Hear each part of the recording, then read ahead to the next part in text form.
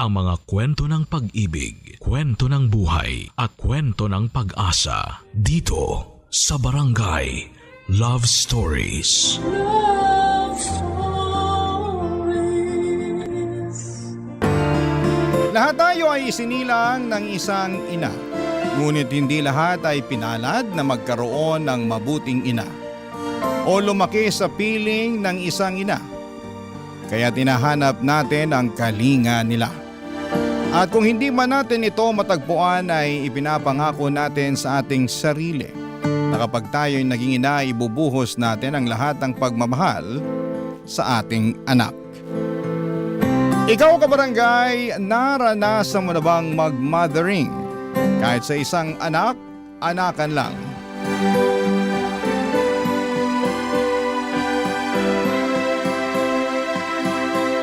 Dear Papa Dudut, makulay na tanghali po mga kabarangay. Sana po ay mapili po ninyo Papa Dudut ang aking kwento para itampok sa Barangay Love Stories. Alam po ninyo ay fan na fan niyo po ako. At lately ay pansin ko pong pumapayat po kayo. Ano po ba ang sekreto ninyo? Ang atribida ko po natutuwa lang po talaga ako na nabibigyan ninyo ng boses ang platform ng ordinaryong tao na katulad ko na ikwento sa buong mundo ang kanilang struggle na napagtagumpayan. Ako po si Rene, super fresh pa po sa aking alaala. Yung mga panahon na fresh pa po ang beauty ko.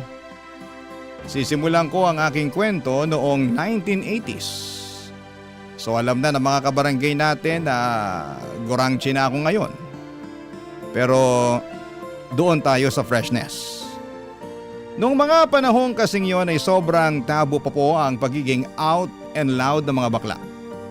Kaya karamihan sa mga kabaklaan society ay kloseta.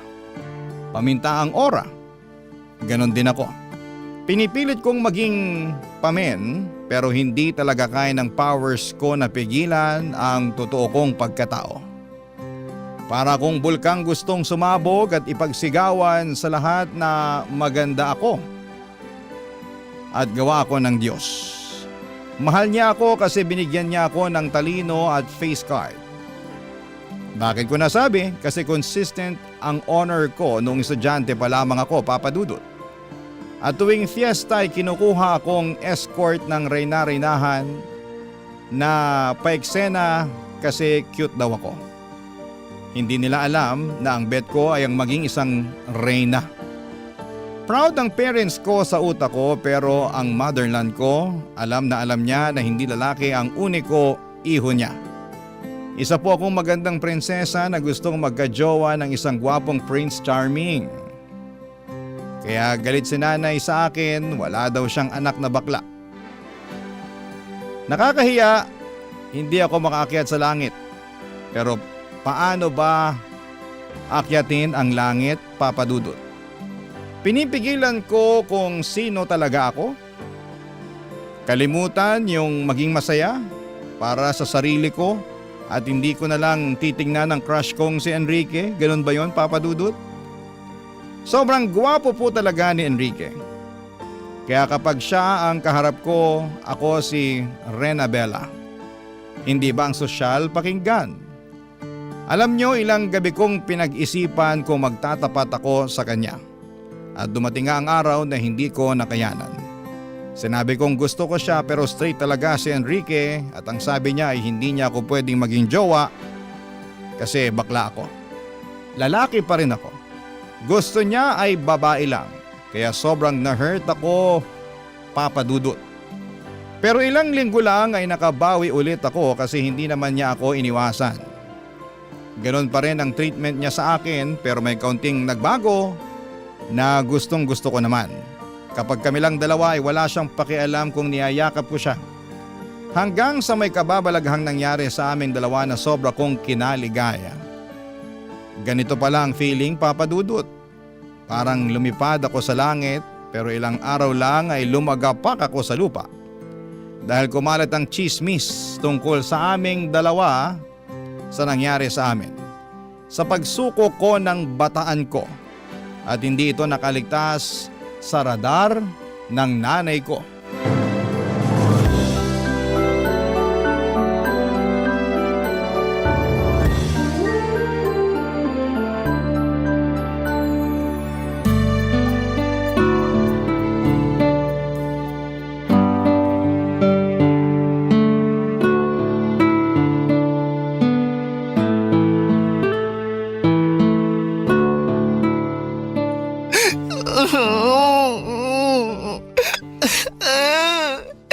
Nay, tama na po.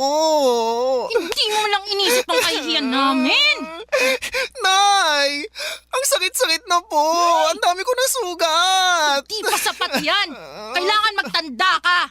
Nay naman, maawa naman kayo sa anak ninyo. Ngayon gusto mo kaawakan ka. Matapos mo ipahiya ang pamilya natin. Ay nako, hindi ka ba nag-iisip? Di ba honor student ka?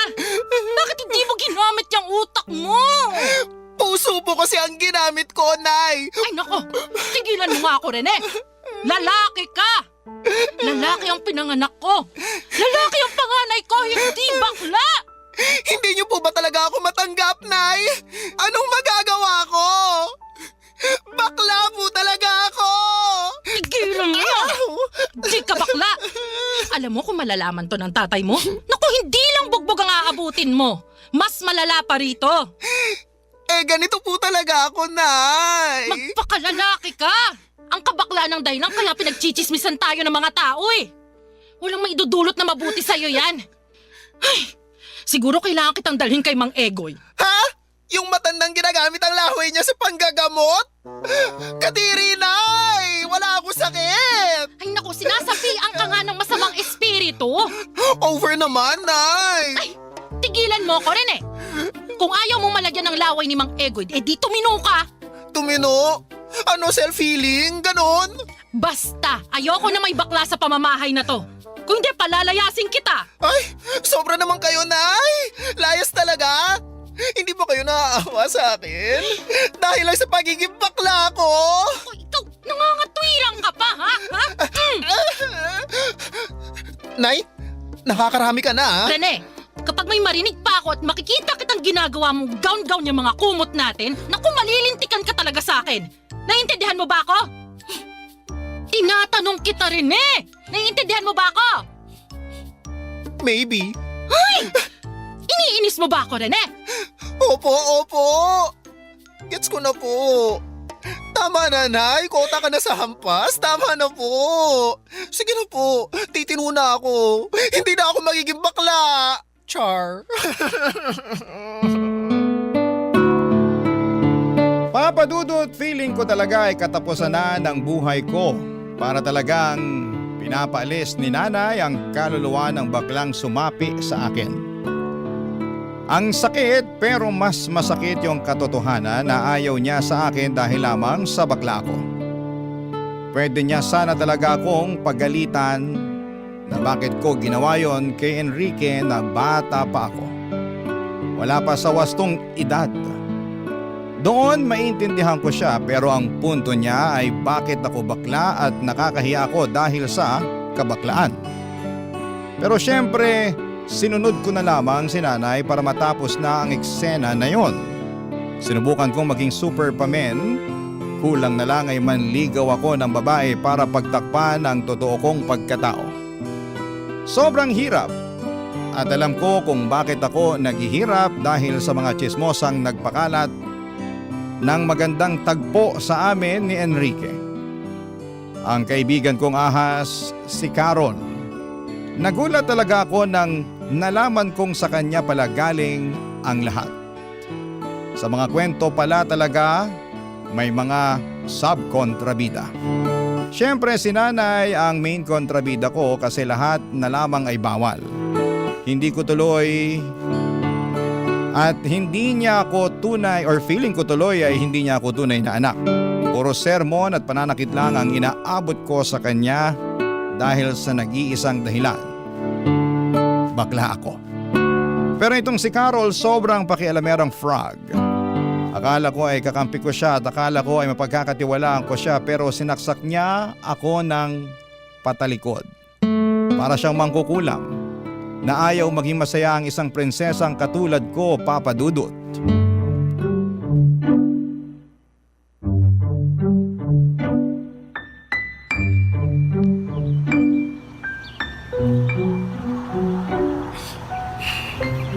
Carol, pwede ba tayong mag-usap? Rene, anong pag-uusapan natin? Ba't ganyan ang ayos mo? Tsaka, bakit ganyan kang makatingin? Diretsahan na to ha. Galit ako sa'yo. Ano? Bakit? Ay, maang-maangan? Amnesia? Walang maalala? Bakit ako naririto? Tigilan mo ako ha? Ano ba kasing ginawa ko sa'yo, ha? Bakit mo pinagkalat? Bakit mo sinabi sa ibang tao yung tungkol sa amin ni Enrique? Ano? Napipi ka ba? Nakita mo ba yung mga pasa ko? Yung mga sugat ko? Yung iba tingnan mo, hindi pa naghilom! Binugbog ako ng nanay ko dahil sa kagagawan mo! Hindi ko na kasalanan yan. Ay! Walang accountability! Bala ko dyan. Oy! Huwag mo ako tatalikuran, Carol! Gusto mo ipagkalat ko rin yung kalandian mo? Hoy! Hindi ako malandi, ah. Ay, nagsalita? Banal yarn? Gusto mo isa-isahin ko? Rene, pwede ba tigilan mo ako? Ikaw na ang backstabber na feeling Santa. Ano ba ang motibo mo para i-chismis mo kami ni Enrique, ha? Dahil ba gusto mong mauwi sa impyerno ang buhay ko? Ganun ba? Gusto mo ng impyerno? Hindi kita sasantuhin! Di sige, saktan mo ako. Isusumbong kita. Ay, mahilig ka talaga sa ganyan, no? Sumbongerang pala ka! Bakit? Dahil ba mas matalino ako sa'yo? Na kahit anong gawin mo, mas mataas pa rin ang grades ko? Kasi hindi mo kaya ang utak ko at ang galing ko sa mga art project? Alam mo, nakakaawa ka kasi hindi ka lumalaban ng patas. Oo na. Ikaw na ang magaling. Pero bakla ka pa rin. Ayun! Wow! Grabe ang argument! Pang matanda ang atake, wala bang bago? Alam mo, hindi na ako nasasaktan kung tawagin mo man akong bakla. Mas nakakasakit yung hindi ka nga bakla. Pero isip bata ka naman. Bakit pa ba kita naging kaibigan? Bakit mo ako naging kaibigan? Di ba dahil lumalapit sa akin yung mga lalaki, gusto mo makisawsaw? Ay, talaga? Hindi naman lumapit sa akin si Enrique dahil sa'yo. Pero sa halip na magtuloy-tuloy kami ni Enrique, naunsyame pa dahil sa'yo. Ang sama-sama mong kaibigan. Hindi ka na naawa. Akala ko hindi ka tulad ng ibang mapanghusga pero mas masahol ka pa. Inggitera! Tsaka! Alam mo ikaw, sumusobra ka na, ha? O ano, naiiyak ka na? Hindi mo ako madadaan sa paiyak mo. Simula ngayong araw na to, hindi na tayo friends. Tandaan mo yan! Ay, Rene! Bumalik ka dito! Maghanap ka ng iba mong matutuklaw! May vaccine na ako sa'yo, wala nang epek ang kamandag mo sa akin! Che! Papadudot na karating kay nanay ang naging away namin ni Carol at syempre ako ang nagmukhang kontrabida at salot sa lipunan. Napapaisip tuloy ako kung masama ba akong tao o hindi ko lang maintindihan si nanay. Pero sobra naman po dahil lang sa bakla ako ay bugbog ang aabutin ko sa kanya sa pang-araw-araw. Bukod doon ay tinis ko ang lahat ng chismis at pangungutya sa akin dahil lamang sa pagiging bakla ko. Maharot daw ako, wala daw akong hiya at tagapalaganap daw kami ng mga sakit. Ganon kalala ang mga tao sa amin. Sobrang tinis ko ang lahat hanggang sa makatapos ako ng high school at doon ko napagdesisyonan na lumuwas ng Maynila. Sabi ko sa sarili ko na hindi na ako babalik pa sa Masbate.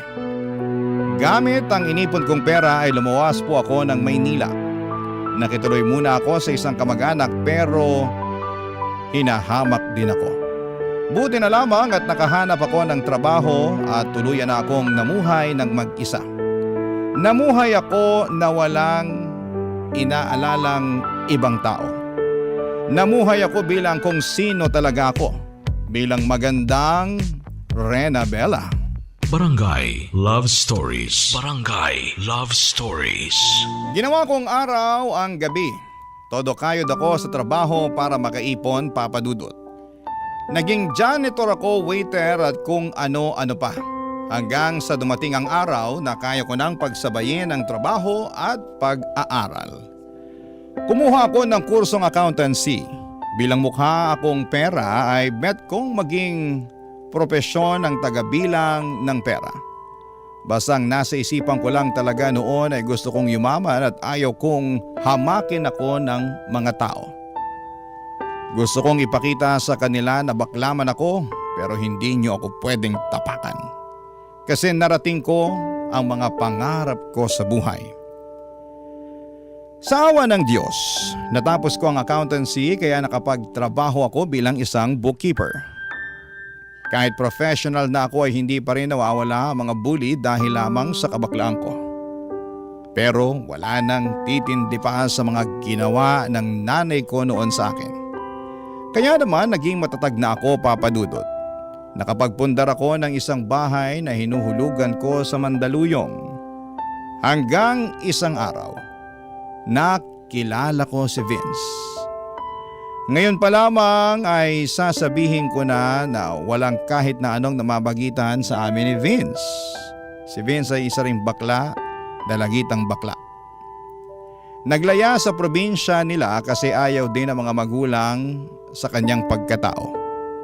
Nagmakaawa ito sa akin, Papa Dudut, na sa akin muna tumira. Siyempre naawa ako. Mabait naman siya, tumutulong sa gawaing bahay pero dahil bata pa ay may mga bagay na kailangan ko rin talagang pag-aralan. Ang naiiba lang, hindi ko pinupuna ang pagkatao niya. Saka yung mga pangaral na parang isang inang nagmamalasakit talaga ang ginagawa ko sa kanya sa tuwing nagkakamali siya. Tulad ng huwag agad magtitiwala sa mga lalaki dahil mapagsamantala lamang sila sa kahinaan nating mga magaganda. Habang tumatagal, napamahal na ako kay Vince. Tinuring ko siyang anak kaya todo support ako para mapaaral siya. Pero may ugali talaga ang anak kong ito na kailangan ko pong ituwid, Papa Dudut.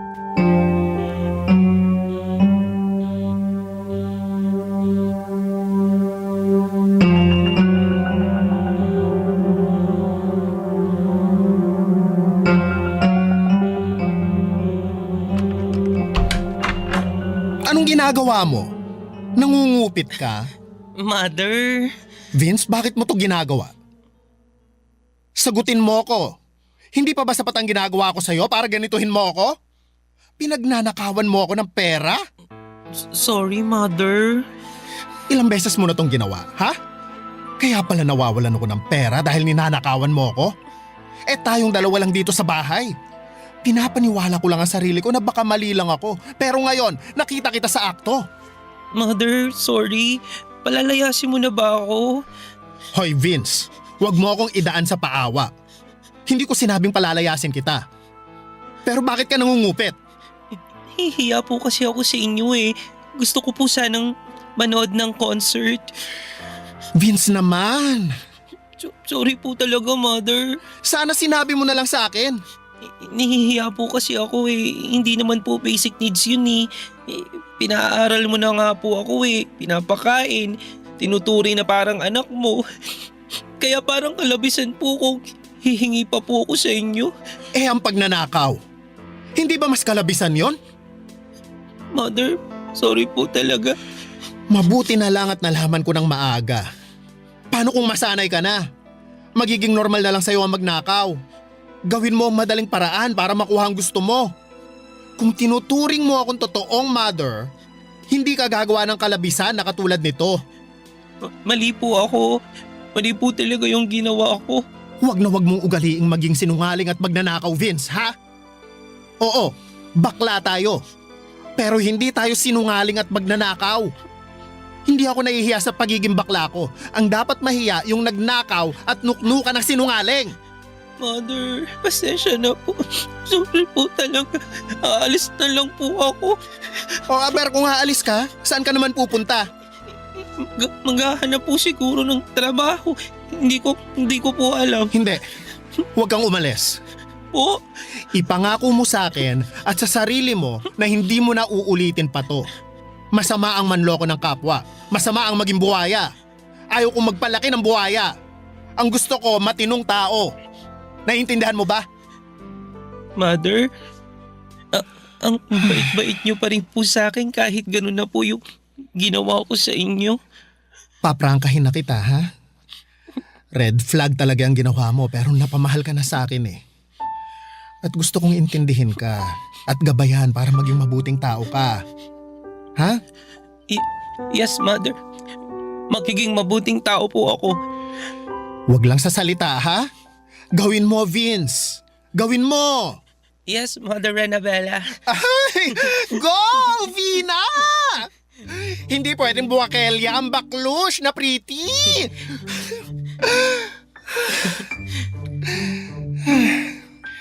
Basta mag-aral ka, ha?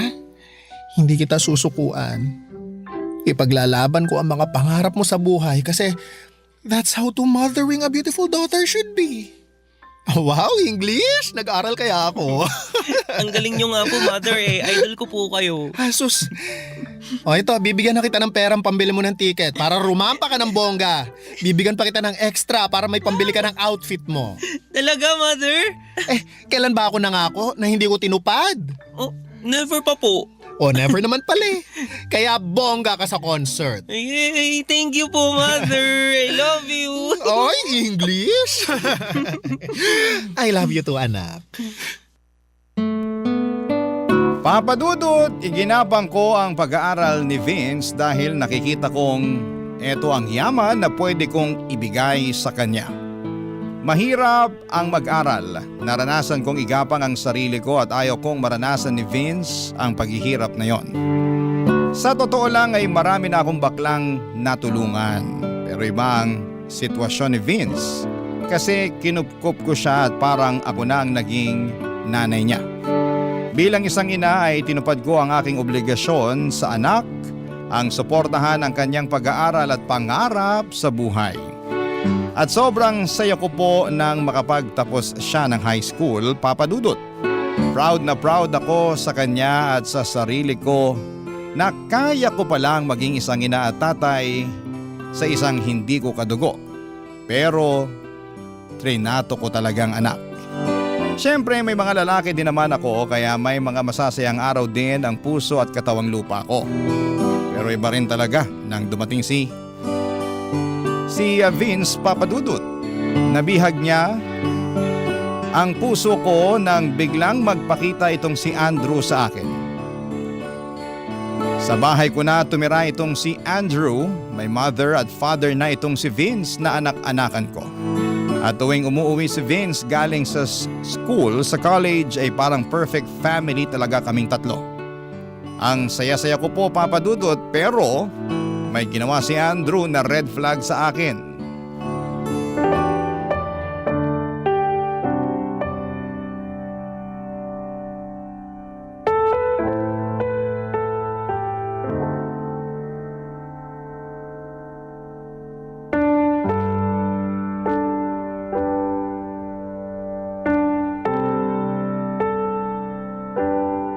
Andrew, Han, bakit ka nangupit? Bakit mo ginalaw yung ipon ko? Han, kasi Ang ayaw ko, yung sinungaling na nga, magnanakaw pa. teka lang. Ano kasi Han eh? Han, kasi Sige, magsinungaling ka pa. makinig ka. Kailangan ko lang kasi. Nasa ospital ang nanay ko sa Cebu. Yun. Ano? Oo. Tama ang narinig mo. Nasa ospital siya. Bakit hindi mo sinabi sa akin? Bakit kailangan mo pang nakawin ang pera ko? 2 beses ka pang nangupit. Sorry na. Aaminin ko, nagkamali ako. Pero ano yung una last week? Anong dahilan mo kung bakit mo kinuha yung pera ko nun? Yun na nga. Humihingi ang nanay ko. Unang nagkasakit ang tatay. Tapos siya. Yun. Ganun. Ay, umayos ka Andrew ha. Akala ko nga si Vince ang kumuha ng pera. Kung hindi ko lang nakita sa bag mo bago ka pa umalis ng bahay, malamang si Vince pa rin ang pagdududahan ko. Kawawa naman yung anak ko. Pinagdudahan ko pa siya. Pero yun nga, imposible din ganun kalaki ang kinuha niya kasi para saan niya gagamitin. Han. Sorry na talaga. Nagkamali ako. Han, sa susunod magsabi ka. Hindi naman ako naging madamot sa'yo. Binibigyan nga kita ng panggastos mo habang wala ka pang trabaho, di ba? Nahihiya na ako sa'yo. Huwag ka nang mahiya. Ngayon pa ba na asawa na kita? Nakita ko ng lahat sa'yo. Masama ang ginawa ko eh. Alam kong napipilitan ka lang dahil sa sitwasyon. Tama. Kaya ang lakas mo sa akin, Han eh. Kasi, naintindihan mo ako. Basta pagsusumikapan ko yung training ko para makapagtrabaho ako. Makapag-abroad. Basta paghusayan mo. Saka, baka kapag nakapag-abroad ka na, kalimutan mo na ako at magkaroon ka na ng ibang babae. Han, hindi ako ganun. Tumatanaw ako ng utang na loob. At saka, mahal kita eh. Totoo. Talaga ba? Oo. Mahal na mahal kita.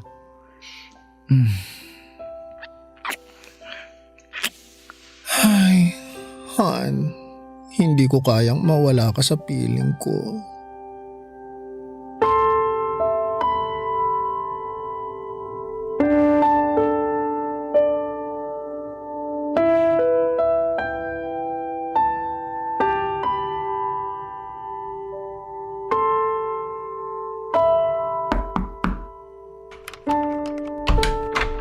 Vina, Mother? sorry anak. Mother, bakit po? May kasalanan ako sa'yo anak. Kasalanan? Bakit po? Umupo nga po muna tayo dito sa kama, Mother. Ano po bang kasalanan ng sinasabi ninyo? Nagkulang kasi ang pera ko. Kaya naisip ko na baka kumuha ka. Ano po? Kaya nga magsosorry ako kasi ikaw ang naisip ko. Mother naman. Mali nga ako. Nakonsensya ako at ikaw ang naisip ko. Pero ang totoo, si Papa Andrew mo ang kumuha. Ano po? Nagnakaw siya sa inyo? Ang lupit naman, ninakawan pa kayo? Pero okay na. Nagkaayos na kami. Talaga ba, Mother? Yesterday, ngiti pa lang niya, wala na. Ang rupok ko. Iba talaga, in fairness. Well, yummy naman si Papa Andrew. Truly, ang muscles, ang face, ang performance, pang opera.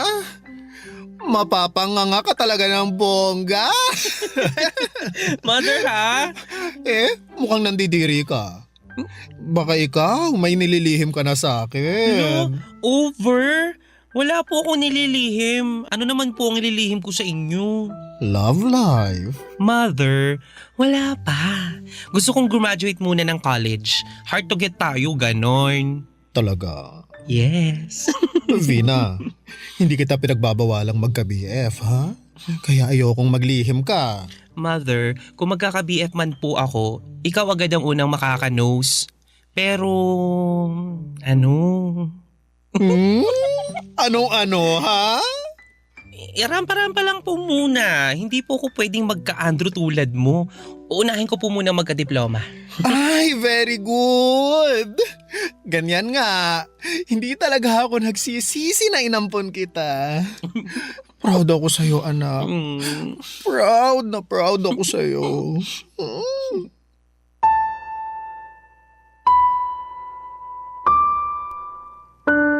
Papadudod, sobrang panatag ng loob ko sa aking mag-ama. Sobrang saya namin sa bahay at feeling ko talaga ay perfect na ang lahat. Naayos ko na yung pinakaayaw ko sa tao, yung magnanakaw at sinungaling. Pero pansin ko ay hindi na pera ang nawawala sa bahay, pati mga gamit. Hindi ko malaman kung sino ang gumagawa kasi maraming beses din na pumunta ang mga kaibigan ko, kaibigan ni Vince at kaibigan ni Andrew sa bahay. Baka nasalisi lamang kami. Saka kapag nawawalan ako ng pera ay hindi ako nakakahanap ng bakas. Kung sino nga ba ang kumukupit. Kaya naman nagpalagay na ako ng CCTV sa kwarto nang hindi nila alam para malaman ko kung sino ang nagnanakaw. Pero sobra po akong nasaktan sa aking mga nakita. Nagpatira pala ako ng buwaya sa bahay. Ang lala na pala kasi araw-araw akong niloloko. Araw-araw akong pinapaniwala na pamilya ang turing sa akin at hindi ako pinagsasamantalahan. Pero nagkamali ako, Papa Dudut. May mga bagay siguro na hindi mo talaga hawak. At darating na lamang ito't magdadala ng sakit sa puso mo. Akala ko talaga na magiging maayos na kaming tatlo. Na parang ang bahay-bahayan naming laro ay totohanan na. Pero hanggang laro lang pala talaga ang lahat. At tulad ng mga laro ay may talo. Mukhang talo ako dito, Papa Dudut. Barangay Love Stories. Barangay Love Stories. Papa Dudut, kailangan kong magpakatatag at lumaban pa rin. Marami na akong pinagdaanan para hindi ko kayanin ang dagok na ito sa buhay ko. Isang kagimbal-gimbal ang nalaman ko. Nangungupit pa rin si Andrew ng pera at huling-huli ko ito sa CCTV. Ang niyayakap ko pala tuwing gabi ay isang kawatan at sinungaling. Kung titignan ay mabait naman si Andrew sa akin. Nabibigay niya ang pangangailangan ng katawang lupa ko. Nilalambing niya ako, niyayakap at naiisip ko na ganito talaga siguro kapag bakla. May mga lalaking talagang mapagsamantala at ginagamit ang kahinaan namin. Ilang araw din akong hindi nakatulog. Hindi ko siya makumpronta kasi ayaw kong mawala siya sa akin. Nasanay na ako na siya lang ang lalaki sa buhay ko. Kaya hinahayaan ko na lamang. Papa Dudu, tuwing pumapasok ako sa trabaho ay napapanood ko sa app ko sa phone ko ang kuha ng CCTV. Dito na ako nagtataka kasi bakit pumapasok si Andrew sa kwarto ng anak ko. Nagnanakaw din ba siya? Hanggang sa iba na ang kutob ko. Pinalagyan ko na rin ng CCTV ang kwarto ni Vince. Hindi nila alam na may CCTV na pala ang loob ng bahay. Doon ko nalaman na may relasyon ang dalawa. Kaya nung nakita ko sa akto ang ginagawa nila ay dali-dali akong umuwi ng bahay para mahuli silang dalawa, Papa Dudut.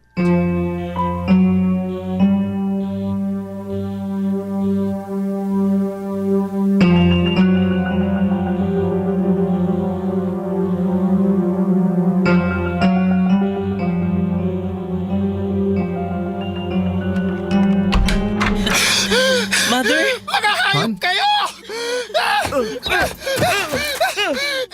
Tama na! Andrew! Tama na! Bakit si Vince pa? Bakit? Rene! Han! Huwag mo ako matawag-tawag na Han! At ikaw, Vince! Ang landi mo! Bakit si Andrew pa? Mother!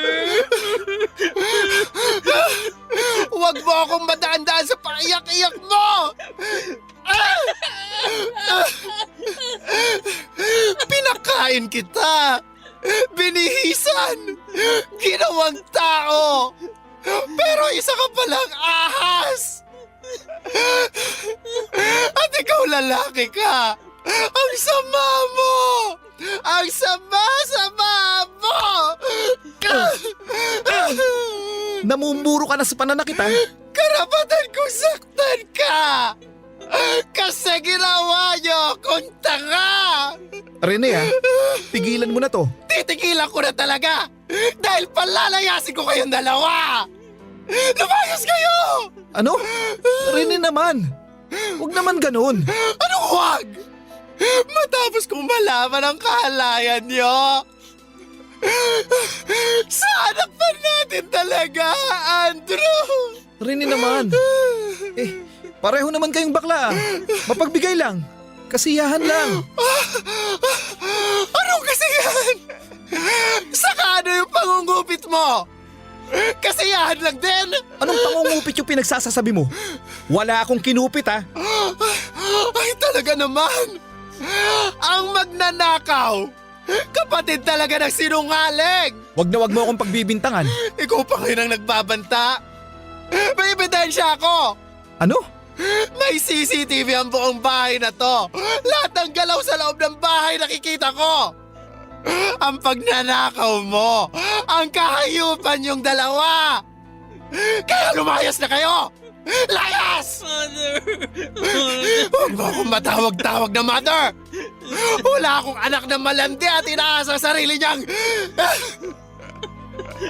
Bakit mo nagawa sa akin yun, ha? Kung makaiyak ka naman, nakinabang ka rin naman sa akin ah.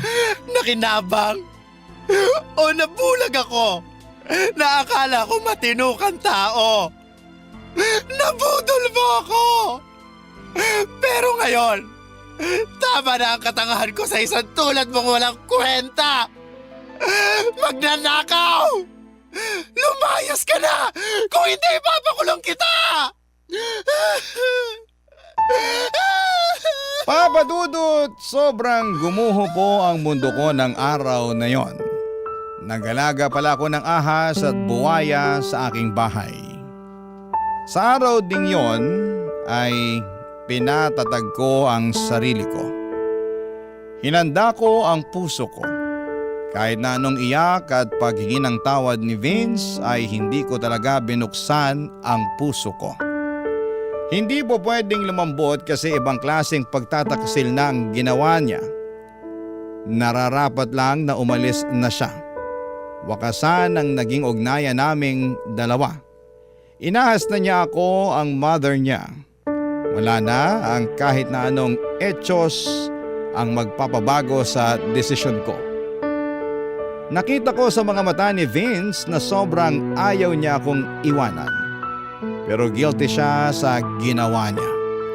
Si Andrew naman, mas nakita ko ang totoong kulay. Katulad lamang siya ng mga lalaking mapagsamantala sa mga bakla.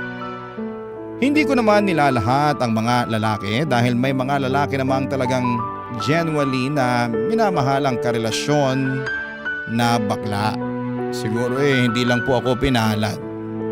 Naging tahimik ang bahay, wala nang Andrew at wala na ring Vince na nagchuchuk-tsakan kapag nakatalikod ako. Sa totoo lang, na-miss ko po si Vince. Umiiyak ako kasi nasasayangan ako sa kanya. Pero ginusto niya ang ginawa niya, ginusto niyang lokohin ang nag-iisang baklang nagpaka-mother sa kanya. Matapos ang halos 1 linggo ay bumalik si Vince, nagmamakaawa at humihingi ng patawad sa akin, Papa Dudut.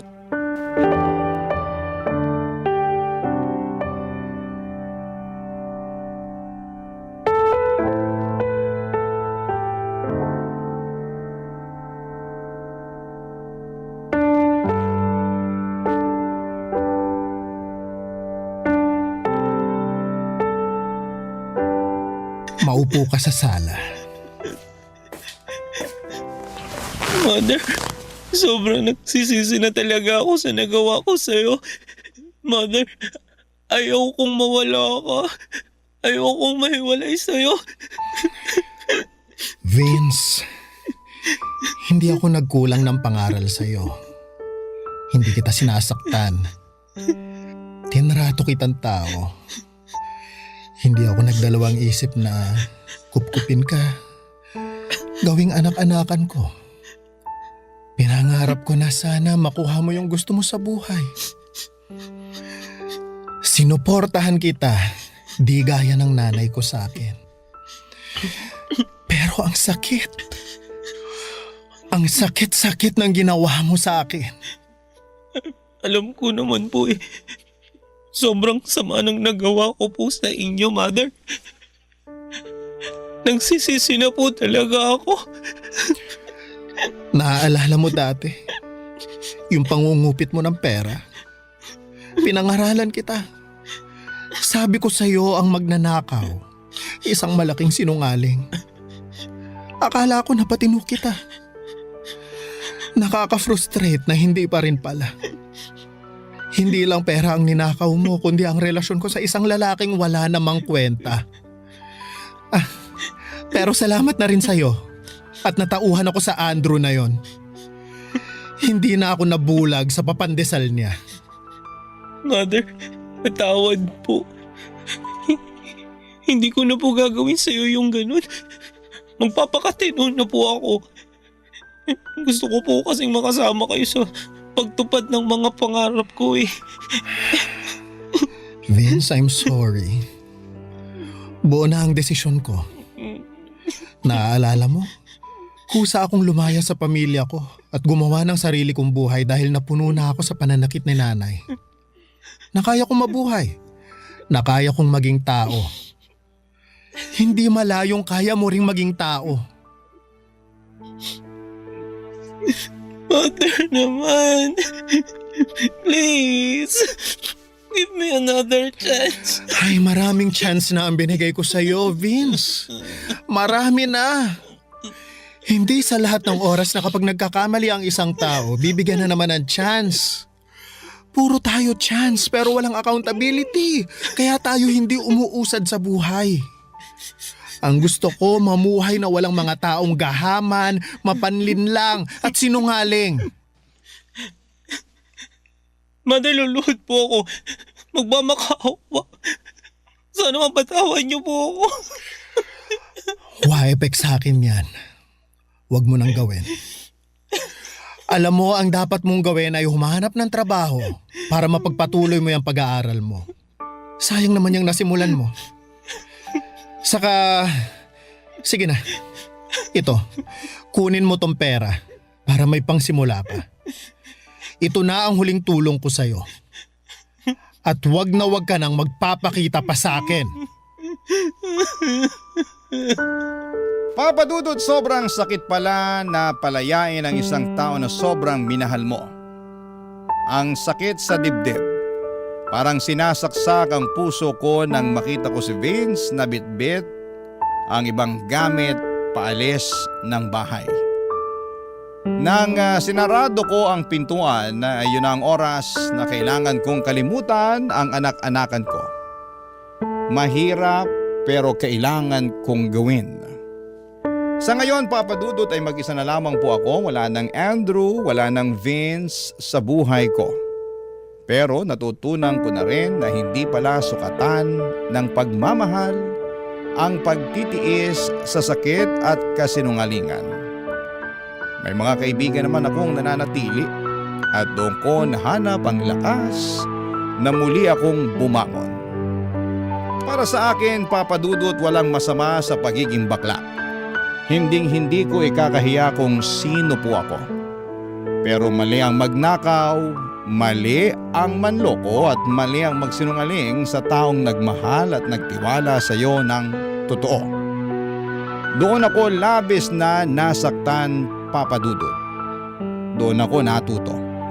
Ngayon ay mas maingat na ako, mas matatag at mas pinipili ko na lamang ang mga taong karapat-dapat sa pagmamahal ko.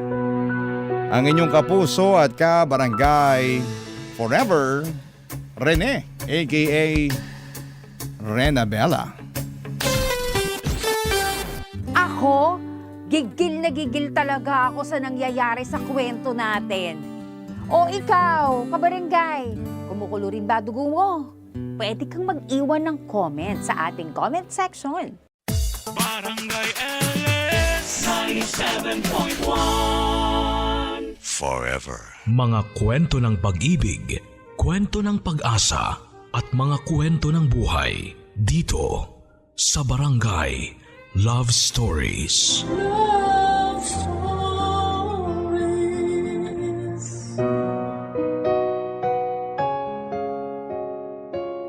Respeto ang isa sa mga pinakamahalagang bagay na hindi pwedeng mawala sa sarili natin. Ang sabi nga nila ay paano tayo irerespeto ng iba kung hindi natin yon kayang ibigay sa ating sarili. Ang sulat na babasahin natin ngayong araw ay pinadala ng kabarangay natin na si Karina. Isang dalaga na lumaki sa simple at masayang pamilya. Dahil sa solong anak siya ay nasanay siya na palaging nakukuha ang mga bagay na gusto niya sa buhay. Kaya naman para sa kanya ay naging sukatan ng kaligayahan ng material na bagay na magiging pagmamay-ari niya. Pero nagbago ang lahat mula nang mamatay ang pinakamamahal niyang papa. May isa na lamang ang mama niya na bumuhay at nagtaguyod sa kanya. Naging limitado ang mga bagay na kaya lamang nitong ibigay sa kanya. At dahil hindi nga siya sanay na hindi nakukuha o nabibili, ang mga material na bagay na gusto niya ay naging mapusok at mapaghanap siya sa ibang tao. Ang hindi niya alam ang pagiging mapaghanap niya ang magdadala sa kanya sa isang seryosong kapahamakan. Gusto mo na bang makilala si Karina at marinig kung ano ang mga bagay na sinakripisyo niya para lamang makuha ang mga bagay na gusto niya? Handa ka na bang mainis at maiyak sa kwento ng buhay niya? Kagaya ka rin ba niya na naging materialistic na tao? Yung tipo na lahat ay gagawin makuha lamang ang bagay na gusto mo. O mas pipiliin mo ang simpleng buhay basta masaya ka kasama ang taong mahal mo? Si Karina kaya? Paano niya na-realize na nasa maling sitwasyon na siya? Nagsisi kaya siya na puro sarili lamang niya ang pinili niyang mahalin? Malalaman natin yan ang masaklap na nangyari sa buhay niya sa mga kwento ng pag-ibig, buhay at pag-asa sa nangungunang Barangay Love Stories. Dear Papa Dudut, ang akala ko dati kapag marami akong pera o palagi kong nakukuha ang material na bagay na gusto ko ay totoong masaya na ako.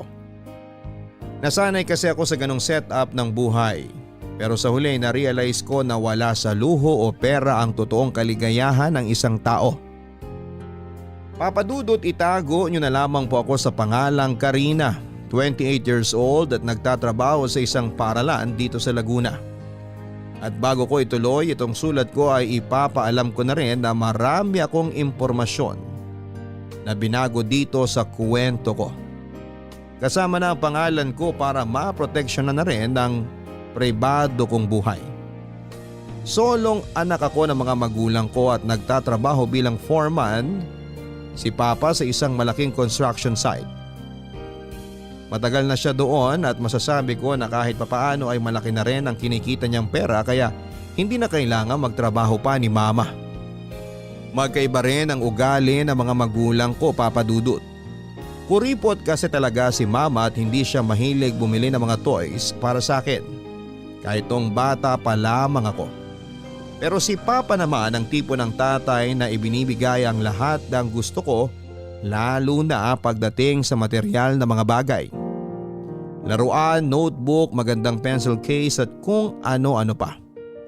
Solong anak kasi ako kaya naman masasabi ko na naging spoiled talaga ako nang dahil sa kanya hanggang sa magkolehiyo na ako. Minsan kinokontra ni Mama ang ginagawa na yon ni Papa.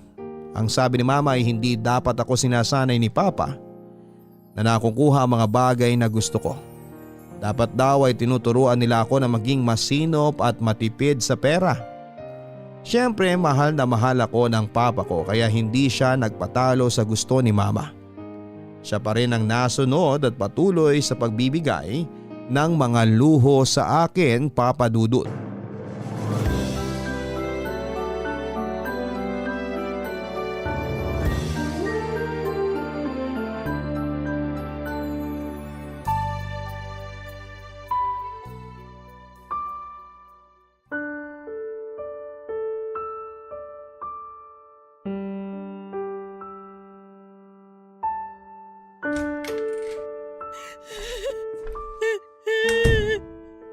Mama?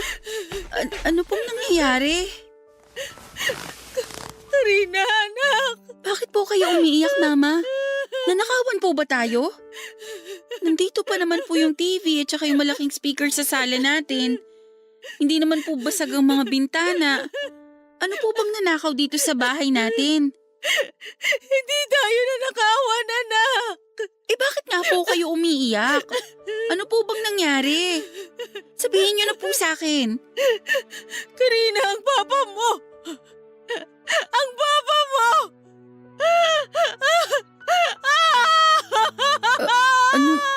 Ano pong nangyari kay Papa? Tumawag dito yung isang katrabaho niya at sinabi na Nawala na ang papa mo! Wala na siya, Karina! Ano po? Paano po nangyari yun? Kasabay lang po natin siya mag-almusal kaninang umaga. Masigla po siya at walang kahit na anong nirereklamong sakit ng katawan. Malakas po si Papa.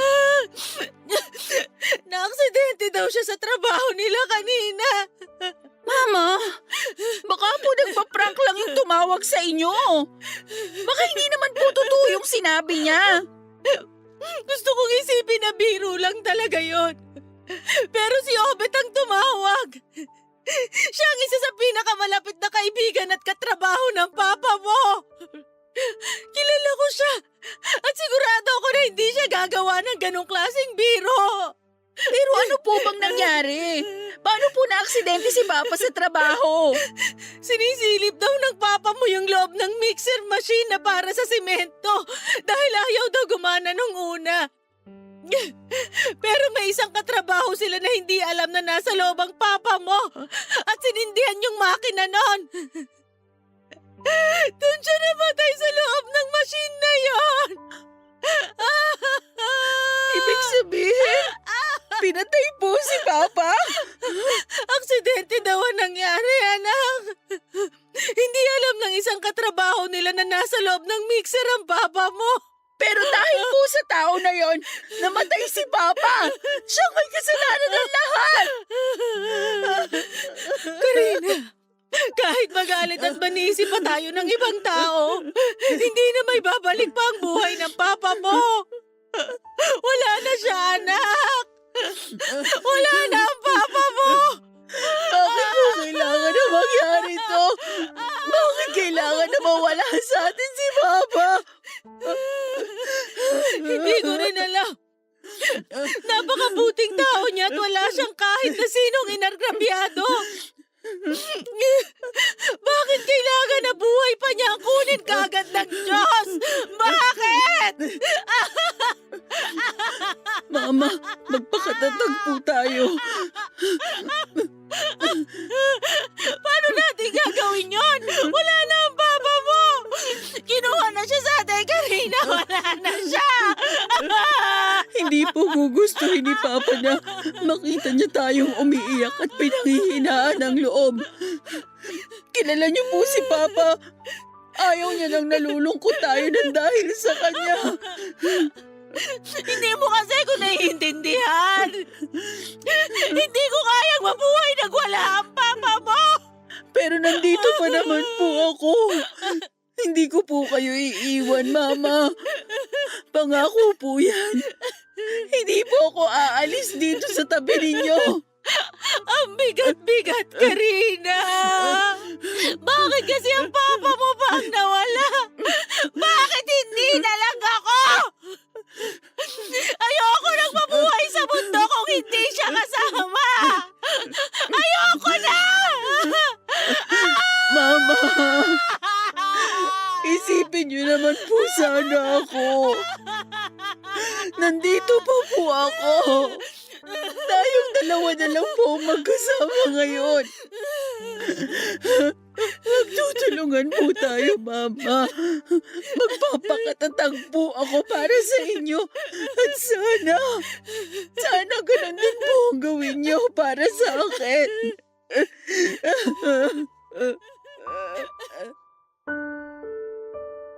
Yun na yata ang pinakamasakit na pangyayari noon sa buhay ko, Papa Dudut.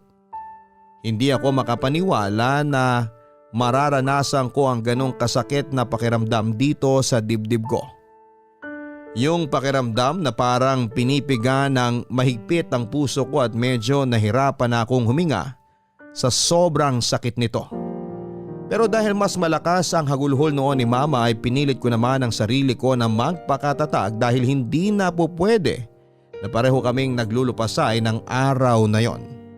Niyakap ko siya ng mahigpit at sinabi ko na kailangan naming magpakatatag. Papadudot nang nawala si Papa ay nalaman namin na marami pala siyang utang na naiwan. Yung owner jeep namin sa bahay ay naisanla pala niya sa isang kumpare niya noong magkasakit si Mama sa bato at kailangan na maoperahan. May utang din siya sa isang katrabaho niya na ginamit naman daw ni Papa na pamasahe namin noon para umuwi ng Bicol nang mamatay ang lolo ko. At may iba pang tao na nagsabi kay mama na may utang din daw sa kanila si Papa. Nakita ko kung paano na problema si mama noon. Umayag na rin tuloy siya na makipag-areglo na lamang sa katrabaho ni Papa na nakapagpaandar ng mixer machine na dahilan ng pagkamatay ni Papa. Pero unti-unti na rin pong iyong naubos hanggang sa mawala sa amin pati na ang honor jeep na kasing edad ko na halos. Malaki talaga ang nagbago sa buhay namin noon, Papa Dudut. At naramdaman ko na pati ang ugali ko ay nagsimula na ring magbago. Dahil wala na si Papa ay nagdesisyon si Mama na magtrabaho at maging bantay sa isang tiyangge na malapit sa amin. Nainis pa ako noon kasi madalas kaming dumadaan doon ng mga kaklase ko bago umuwi sa bahay. Nakikita tuloy nila si Mama na nagtatawag ng mga customer na dumadaan sa tapat ng tiyangge. Kaya hindi ko na lang siya tinitingnan para hindi ako mapahiya, Papa Dudut. Okay na lasa nitong niluto ko na ginisang sardinas na may miswa. Maghahain na rin ako at makapauwi na si Karina. Mama, may luto na po bang ulam? Nagugutom na po kasi ako. Sakto lang ang uwi mo, anak. Eto, kakatapos ko lang magluto. Parang medyo ginabi ka yata ngayon. Nag-extend po kasi ng klase yung isang professor namin.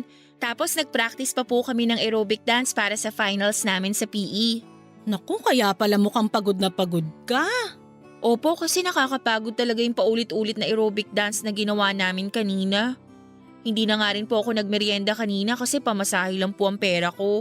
Kaya gutom na po talaga ako. Pasensya ka na kung medyo nagtitipid tayo ngayon, ha? Alam mo naman na marami pa tayong utang na dapat bayaran. Ano pa nga po ba? Wala naman po akong ibang choice kundi magtiis na lang sa kakarampot na allowance na binibigay niyo sa akin eh.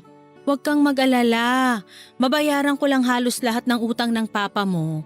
Ibabalik ko sa dati ang allowance na binibigay ko sa'yo. Maupo ka na anak at maghahain na rin ako ng hapunan natin. Sige po, Mama.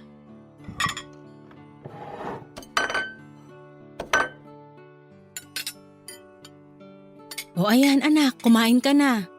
Ano po yan? Ginisang sardinas na may miswa. Kain na tayo anak. Lalagyan ko na ng kanin tong plato mo ha. Wala na po bang ibang ulam? Ha? Wala na eh. Nung isang araw po dilatang sardinas ang ulam natin. Kahapon tortang sardinas. Tapos ngayon ginisang sardinas na may miswa naman. Pagpasensyahan mo na lang muna to anak. Isang linggo ko na pong pinagpapasensyahan yung sardinas na yan. Iba-ibang luto naman ang ginagawa ko sa sardinas. Pero sardinas pa rin po yan.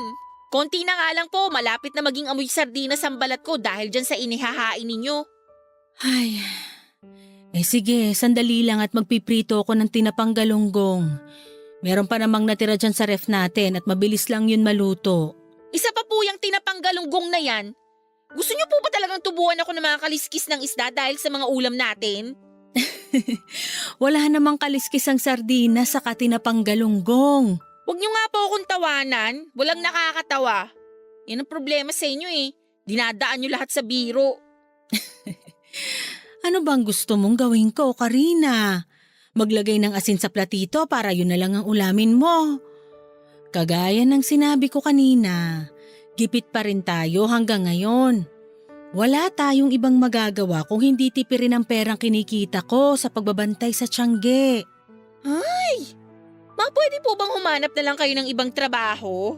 Mahirap maghanap ng trabaho sa panahon ngayon, Karina. Lalo na't hindi naman ako nakatapos ng pag-aaral ko. Mabuti nga tinanggap ako dun kahit high school graduate lang ako. Kaya ikaw, pagbutihan mo ang pag-aaral mo. Dahil yan lang ang pangarap namin ng papa mo, ang mapagtapos ka ng kolehiyo. Kaya gagawin ko ang lahat para maigapang ang pag-aaral mo, Karina. Papa Dudut, sobrang laki ng adjustment na ginawa ko mula nang mawala si Papa. Mula sa maliit na allowance na ibinibigay sa akin ni Mama, sa paulit-ulit namin na ulam sa lamesa at yung mga hindi niya pagbili ng mga bagay na gusto ko kagaya ng bagong bag, makeup at sapatos.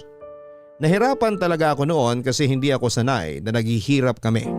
At naiinis din ako kasi pakiramdam ko ay hindi ako naiintindihan ni mama.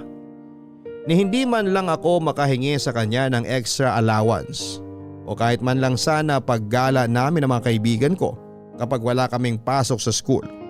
Ang palaging sinasabi ni mama ay hindi pa bayad ang mga utang ni papa kaya kailangan pa rin naming magtipid. Ang sa akin lang naman ay hindi ko naman kasalanan kung magkaroon kami ng maraming utang nang dahil kay papa. Si mama na lang ang magulang ko kaya responsibilidad niya na ibigay sa akin ang mga pangangailangan ko, Papa Dudut. Papa Dudut, dahil sa ugaling yon ni mama ay nawala na ako ng ganang mag-aral at pumasok sa school. Sino ba naman ang gaganahang mag-aral kung halos pamasahe na lang ang ibinibigay niya sa akin?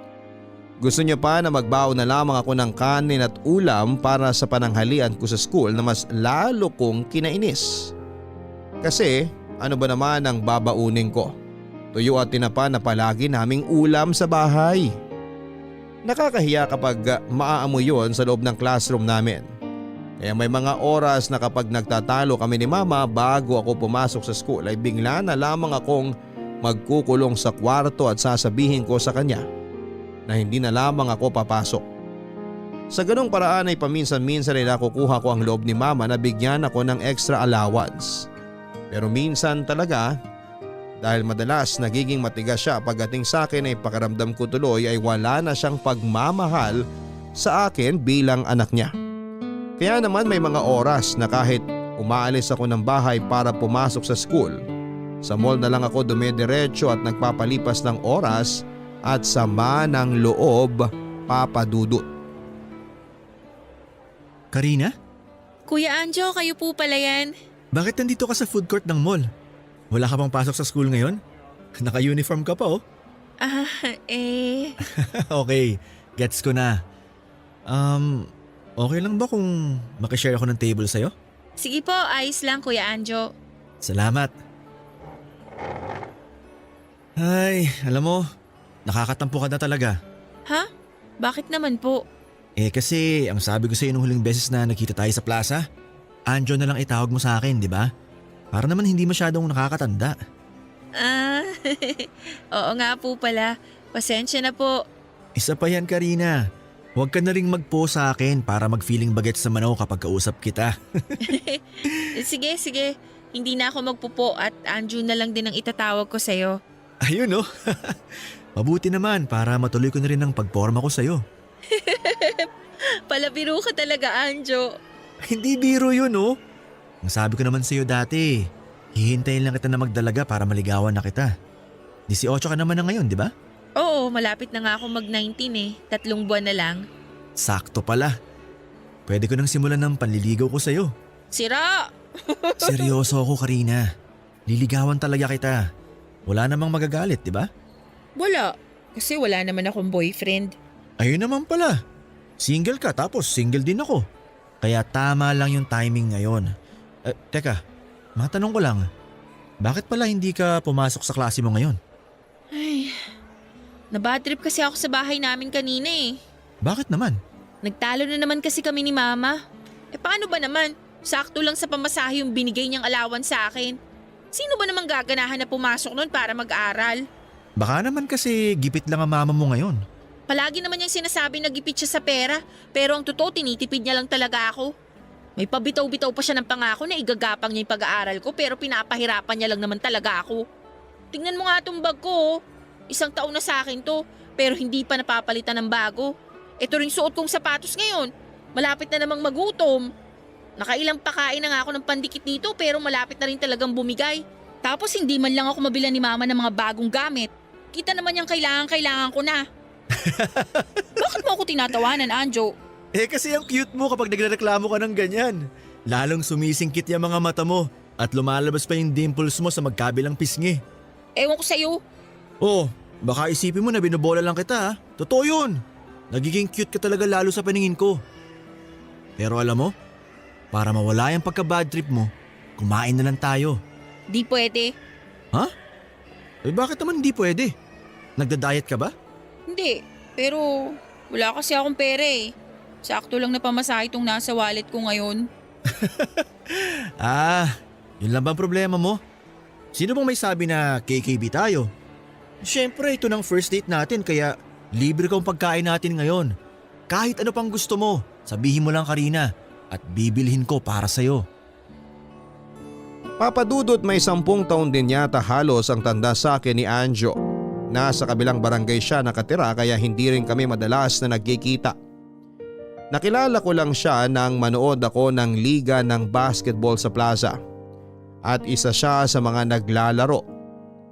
Nang unang beses nga kaming nagkausap noong 15 years old pa lamang ako ay biniro-biro niya pa ako.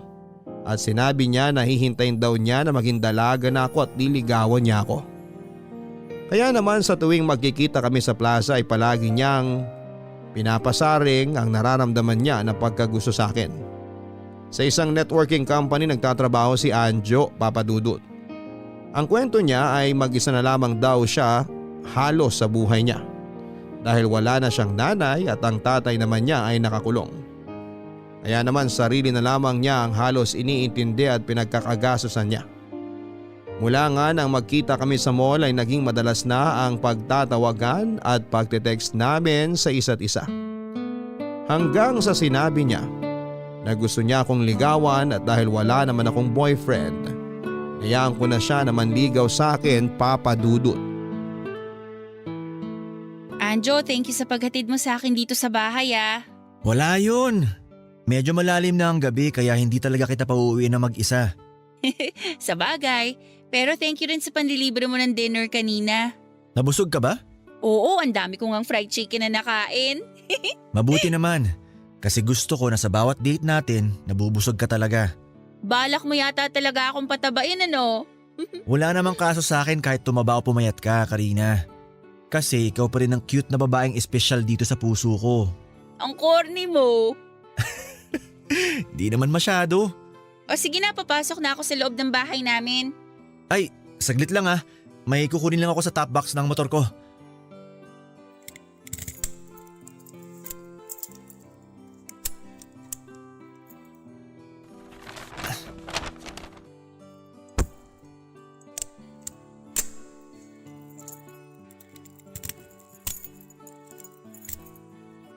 Oh, eto.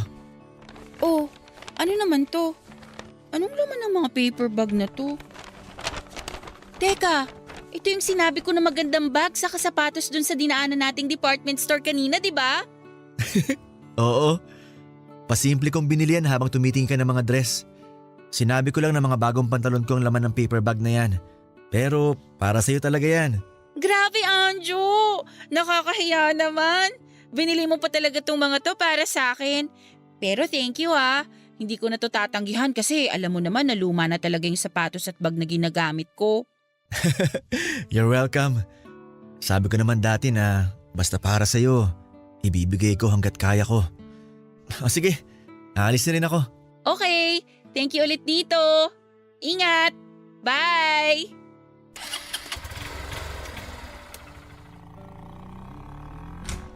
Saan ka galing? At sino yung naghatid sa'yo? Ano ba yan, Mama? Nakakagulat naman po kayo. Konting layo naman po sana sa may pinto. Sagutin mo na lang ang tanong ko kung saan ka galing at sino yung lalaking naghatid sa'yo. Diyan lang po sa mall. Tsaka si Anjo po yung naghatid sa akin. Taga-kabilang barangay lang po siya. Anjo! Yung anak ng drug addict na nakakulong ngayon? Ha? Saan nyo naman po napulot yung chismis na yan? Hindi chismis yun, Karina. May mga kapitbahay na nagsasabi sa akin na madalas ka raw nilang makita sa mall, kasama yung lalaking anak ng drug addict. Wala po akong alam tungkol sa mga magulang ni Anjo at mas lalong wala na rin akong pakialam doon. Dahil mabuti po siyang tao, kaya wag naman po sana kayong maging judgmental sa kanya. Chinismis lang pala sa inyo ng mga kapitbahay, naniwala na kayo kaagad. Mabuting tao porque binilan ka lang ng mga bagong damit? Tama ako, di ba? Sa kanya galing yung mga paper bag na dala mo na yan? Ano po bang pakialam nyo kung sa kanya nga galing to? Hindi nyo nga ako mabilhan ng bagong sapatos, tapos kapag may nagmalasakit na bilhan ako nito, mamasamain ninyo. Di sana ginagampanan nyo muna yung pagiging mama nyo sa akin para hindi ko tinatanggap ang mga to mula sa ibang tao. Aba, masyado na yatang matalas ang dila mo, Karina. Saan mo natutunan yan? Sa Anjo na yon? Siya rin ba nagturo sa'yo na wag na pumasok sa klase mo at buong maghapon na lang tumambay sa mall? Ano? Sabihin mo! Wala na kayong pakialam kasi buhay ko to. 18 na ako at may sarili na akong pag-iisip. Kaya ko nang magdesisyon para sa sarili ko, Mama. At isa pa, hindi nyo ginagampanan ng pagiging magulang nyo sa akin kasi puro na lang trabaho at utang ni Papang iniisip nyo. Kaya wag nyo na rin pakialaman ang ginagawa ko sa buhay ko. Karina, wag mo akong tatalikuran! Hindi pa tayo tapos mag-usap! Karina, bumalik ka dito! Karina! Papa Dudut, aaminin ko na nahuhulog na rin ang loob ko noon kay Anjo kasi naibibigay niya ang mga bagay na gusto ko. Madalas kaming nagmo-mall tapos bawat ituro ko sa kanya ay binibili niya para sa akin. Pakiramdam ko tuloy noon ay mahal niya talaga ako kasi ibinibigay niya ang lahat ng gusto ko. Ganoon naman talaga ang pagmamahal, hindi ba? Dapat marunong kang magbigay at gumawa ng paraan para maibigay ang mga bagay na gusto ng taong mahal mo. Yon ang basihan ko ng pagmamahal noon, Papa Dudut. Kaya naman sa kabila ng hindi pagkagusto ni Mama kay Anjo para sa akin, sinagot ko pa rin ang manliligaw ko. Para sa akin kasi ay wala nang dahilan para hindi ako sagutin ni Anjo. Kaya lang nang malaman naman yon ni Mama, mas lalong naging madalas ang pagtatalo namin. Palagi niyang sinasabi na hindi kami bagay ni Anjo dahil sa edad namin na napakabata ko pa raw para magka-boyfriend at pumili naman daw sana ako ng matinong lalaki. Matinong lalaki para sa akin si Anjo dahil siyang nagbibigay ng mga bagay na gusto ko. Kaya sa huli, nagdesisyon ako na umalis ng bahay at makipag-live-in na lamang sa kanya, Papa Dudut. Nang makipag-live-in ako kay Anjo, ay nagdesisyon na rin ako na huminto sa pag-aaral ko sa kolehiyo. Hindi naman madali sa akin ang ginawa ko na yon dahil pangarap ko rin talaga ang makapagtapos at maging isang teacher. Pero paano ko pa gagawin yon kung nakakawalang gana na talaga ang kasama ko sa buhay na si Mama? Wala na siyang ibang ginawa kung hindi ang sermonan ako sa araw-araw ng buhay ko. Tapos parang hindi ko pa nararamdaman ang pagmamahal mula sa kanya na ibinigay sa akin noon ni Papa. Ang focus na lang niya ay magtrabaho at mabayaran lahat ng utang na naiwan nito. Kaya para hindi na kami araw-araw na mag-away at mabawasan na rin ang bigat ng responsibilidad niya, ay ako na ang umalis sa poder niya. Nung una, pinupuntahan pa ako ni Mama sa bahay ni Anjo para sunduin at iuwi. Nalaman niya siguro sa mga tsismosang kapitbahay ang address ng partner ko. Pero naging matigas ako at hindi sumama sa kanya. Sinabi ko na nasa tamang edad na ako kaya kahit na magkabaranggayan pa kami, ay hindi na niya ako mababawi pa. Nagpabalik-balik si Mama at halos umiiyak nang nakiusap na umuwi na ako. Pero ayoko pa rin. Hanggang sa sumuko na siya at hindi na bumalik pa sa bahay ni Anjo para sunduin ako, Papa Dudut.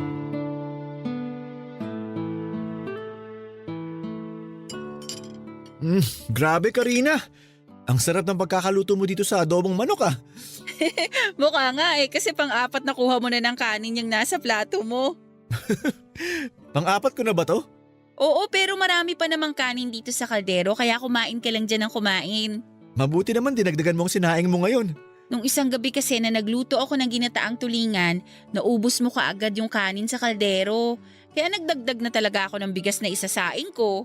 Ang sarap mo naman kasi talagang magluto. Kaya gusto ko talaga dito na lang sa bahay maghapunan kaysa dun sa labas. Mas magastos na tapos hindi pa masarap ang mga pagkain. Eto naman kanina pa ako binubola. Oh, lalagyan na ulit kita ng kanin dito sa plato mo.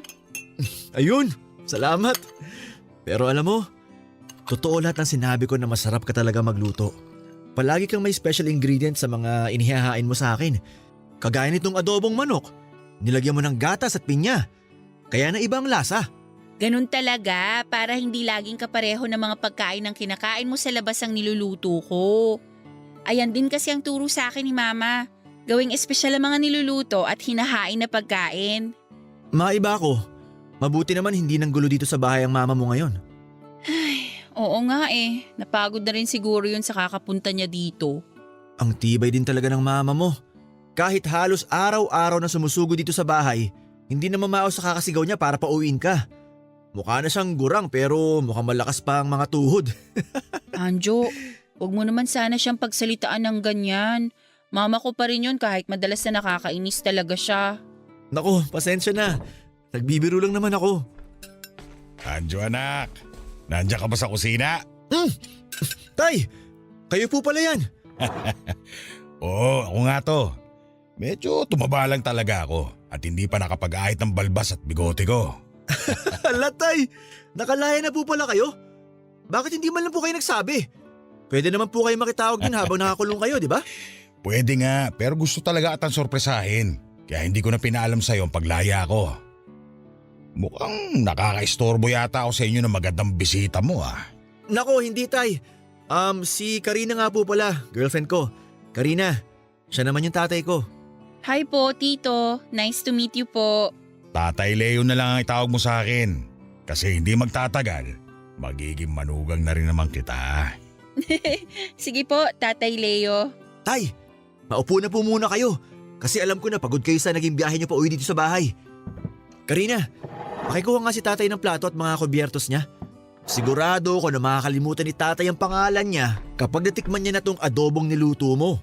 Naku Anjo, itsura pa lang ng girlfriend mo, mukhang masarap na talaga. Ano pong sabi niyo? Ang sabi ko, itsura pa lang nitong adobo na nasa mangkok mukhang masarap na. Sigurado, mapapakain ako ng marami ngayong gabi. Dahil wala nito sa lugar na pinanggalingan ko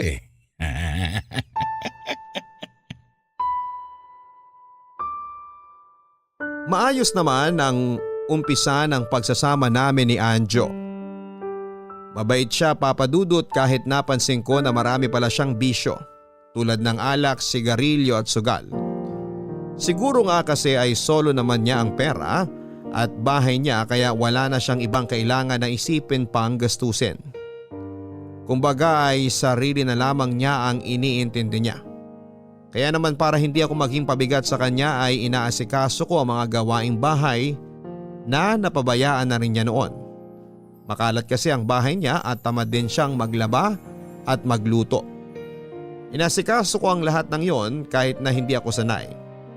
Kasi sa bahay namin ni na mama ay buhay prinsesa ako. Ang pagluluto lang talaga ang gawain na pinaka-tinutukan ko sa lahat. Nakita ko naman na na-appreciate ni Anjo ang effort ko bilang pagiging live-in partner niya, Papa Dudut. Palagi siyang malambing sa akin at may pasalubong lalo na kapag nananalo siya sa sugal. Binibigyan niya rin ako ng pera para raw makapag-malling ako kapag nasa trabaho siya. Kahit papaano ay masasabi kong masaya ako sa unang buwan ng pagsasama namin hanggang sa biglang umuwi sa bahay ang tatay niya. Doon ay medyo nagbago ang ugali ni Anjo, Papa Dudut.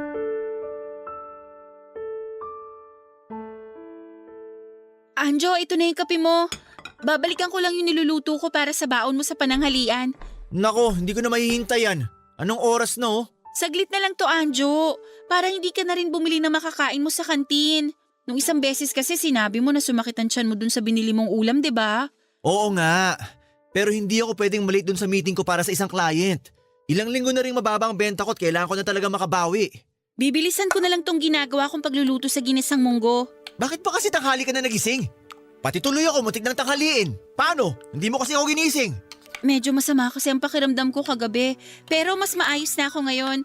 Nawala na yung ubo at sipon ko. Sabi ko naman kasi sa'yo Iwas-iwasan mo na magpuyat. Kakanood mo kasi ng mga K-drama na dinownload mo sa internet. Naulanan din kasi ako nung isang araw. Kaya siguro muntik na akong trangkasuhin. Kasama na rin yung pagpupuyat doon.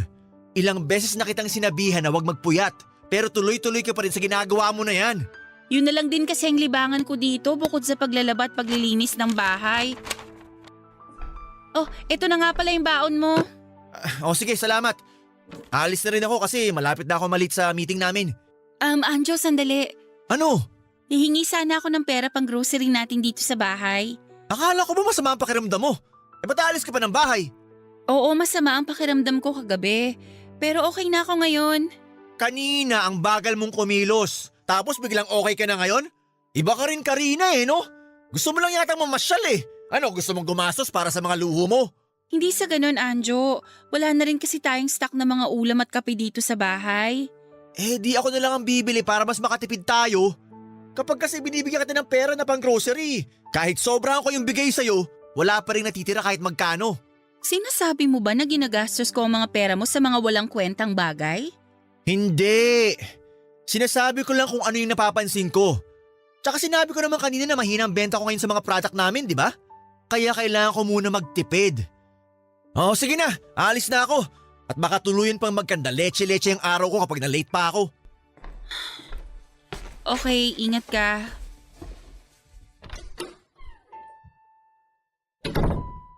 Ligpitin ko na nga lang muna tong ginamit kong pangluto para hindi masyadong makalat dito sa lababo. Iinom na rin ulit ako ng gamot mamaya kasi medyo masakit pa rin tong ulo ko. Pagkatapos nito siguro unahin ko nang gawin yung… Good morning, Karina. Tatay Leo, gising na po pala kayo.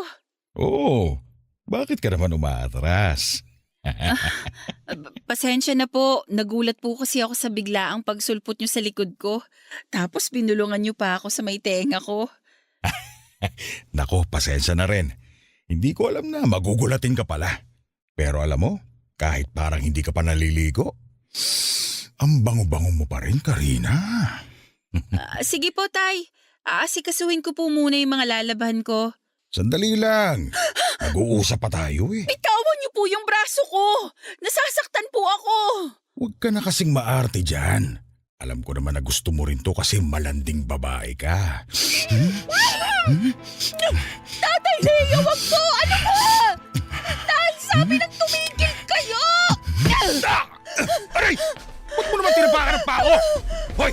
Bumalik ka dito, Karina! Alam ko naman na gusto mo rin to. Kaya halika na! Huwag ka nang maarte dyan! Halika na dito! Karina! Papadudot yun ang unang pagkakataon na pinagtangkaan ako ng masama ni Tatay Leo. Grabe ang takot na naramdaman ko noon kaya naman buong araw na akong hindi lumabas ng kwarto. Buong araw din akong umiyak ng umiyak at gusto ko na nga sanang tawagan si Anjo at pauwiin pero pinigilan ko ang sarili ko dahil alam ko na stress siya sa trabaho niya. Malalim na ang gabi nang makauwi siya na kaagad kong sinalubong. Amoy alak siya noon at doon nga ay naiyak akong sinumbong ang kahayupan na muntik nang gawin sa akin ng tatay niya. Papadudot akala ko ay magugulat si Anjo nang marinig niya sa akin yon. Umaasa ko noon na paalisin niya ang tatay niya sa bahay pero kabaligtaran noon ang nangyari. Dahil sigaw lang at panlalait lang ang inabot ko mula sa kanya. Sinabi niya na imposible daw na gawin yon ni Tatay Leo sa akin dahil hindi naman daw ako ang tipo ng babae nito. Baka raw inakit ko pa ang tatay niya kaya yon natukso na halikan ako. Muntik ko na siyang masampal noon pero nagpigil lamang ako, Papadudot. Iniwan na lamang niya ako sa sala na nakatulala at umiiyak dahil hindi niya ako pinaniwalaan, Papadudot. Hindi ko alam kung nagkataon lang ba na pagkatapos kong isumbong kay Anjo ang ginawa sa akin ng tatay niya ay tuluyan nang nagiba ang pakikitungo niya sa akin. Naging madalas ang pag-uwi niya ng lasing sa bahay, ang pagiging mainitin ng ulo niya, pati na ang pagbitaw ng masasakit na salita sa akin. Tiniis ko yon dahil mahal ko siya at iniisip ko na lamang na may mabigat siyang pinagdaraanan sa trabaho. Kaya gano'n na lamang ang inaasal niya. Kahit may mga oras na nasasaktan na niya ako ng pisikal, kasama yon sa mga tiniis ko habang doon ako nakatira sa bahay niya. Kaya lang, Papadudot, muling naulit ang pagtatangka ng masama na ginawa sa akin ng Tatay Leo niya. At sa pagkakataon na yon ay tuluyan na siyang nagtagumpay. Malalim na ang gabi noon at sabay na umuwi ng bahay sina Anjo at Tatay Leo. Pareho silang nakainom ng alak pero halatang mas lasing ang partner ko. Nang alalayan ko si Anjo na makapasok sa kwarto ay kagad siyang natumba at nakatulog sa kama. At hindi ko pa man siya tuluyang napapalitan ng damit ay bigla namang pumasok noon sa kwarto namin si Tatay Leo. at hinila ako papunta sa may sala. Pilit ako nagpumiglas pero tinutukan niya ako ng kutsilyo at sa takot ko ay tuluyan na niyang nagawa sa akin ang kahalayan na yon, Papa Dudut. Kinabukasan ay kagad kong sinumbong kay Anjo ang ginawa sa akin ng tatay niya pero parang mas wala siyang pakialam ng mga oras na yon. Huwag na raw ako mag-imbento ng kwento dahil alam naman daw niya na ako ang may gusto kay Tatay Leo dahil sinabi raw nito sa kanya na ako mismo ang umaakit dito. Hindi ako makapaniwala na marinig ko yon mula kay Anjo pero sa kabila ng mga sinabi niyang yon, pinili ko pa rin manatili sa bahay niya hanggang sa maging parausan ako ng 2 demonyo na kasama ko sa bahay na yon. Natakot na rin kasi akong umalis o tumakas dahil sa paulit-ulit na pagbabanta nila. Napapatayin nila ako at ang mama ko kapag tumakas ako at nagsumbong sa pulis. Kaya tiniis ko ang lahat ng nakakadiri at kahayupan na ginagawa nila sa akin, Papa Dudut. Nasaan ba yung pulang polo shirt ko? Bakit wala dito sa cabinet? Para mas okay pa naman yun kesa dito sa suot ko na kulay blue. Teka nga, matanong nga si Karina. Karina! Nakita mo ba yung kulay red ko na polo shirt? Karina! Nasaan na ba yung babaeng yun? Hoy Karina! Ano ba? Nasaan ka ba? Anjo! Nandito ako sa likod ng bahay, naglalaba ako.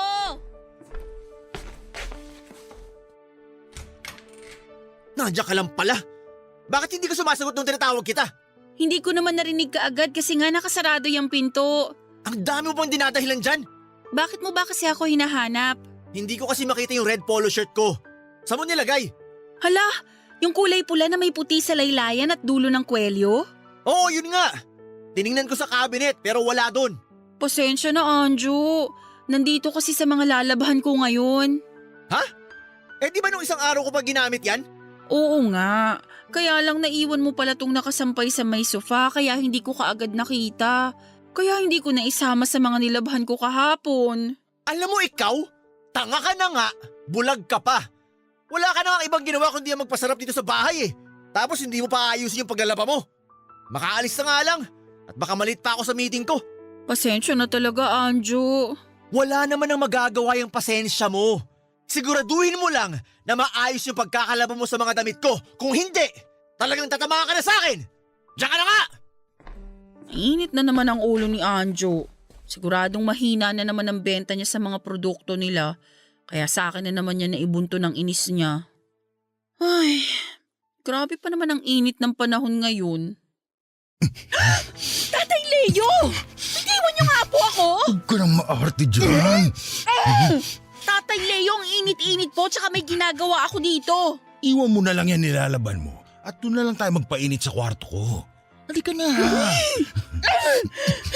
Hindi po pwede dahil magagalit si Anjo kapag hindi ko nalaban ang mga damit niya dito. Wala akong pakialam.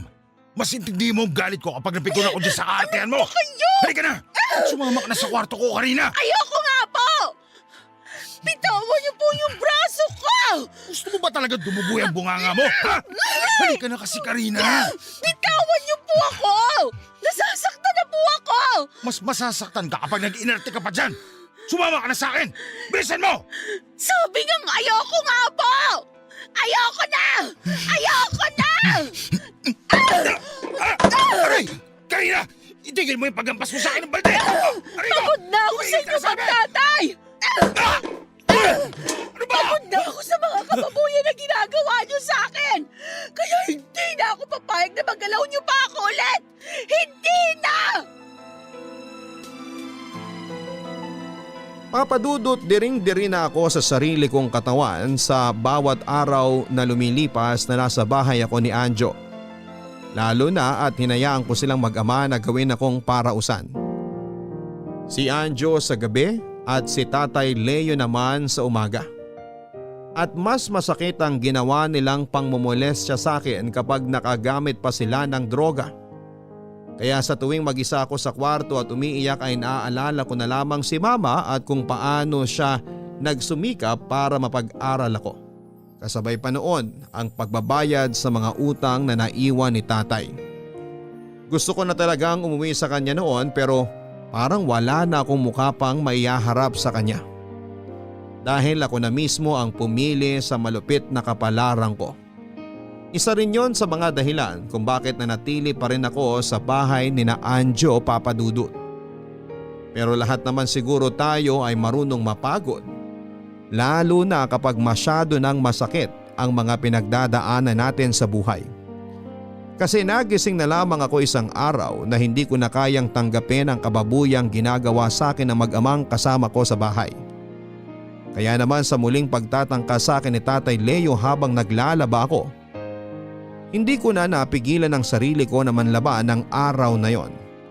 At pagkatapos ko siyang paghahampasin ng balde hanggang sa matumba siya, kagad akong kumaripas ng takbo palabas ng bahay. Lakad, takbo ang ginawa ko noon, makalayo lamang sa bahay na parang naging impyerno para sa akin. Huminto lang ako nang maramdaman ko na tuluyan na akong nakalayo, Papa Dudut. Sakto naman na may nakasalubong ako na naglalakad na isang masayang pamilya.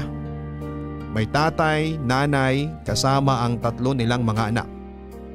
Habang lumalampas sila sa harapan ko ay narinig ko ang pagkukwentuhan nila ng masasayang nangyari sa kanila ng araw na yon. Naluha ako habang pinagmamasdan sila hanggang sa makalayo na sila sa kinakatayuan ko. Sa sobrang bigat ng nararamdaman ko ay nakita ko na lamang ang sarili ko na nakatayo sa harap ng pinto ng bahay namin ni Mama, Papa Dudut. Oo, papunta na ako dyan.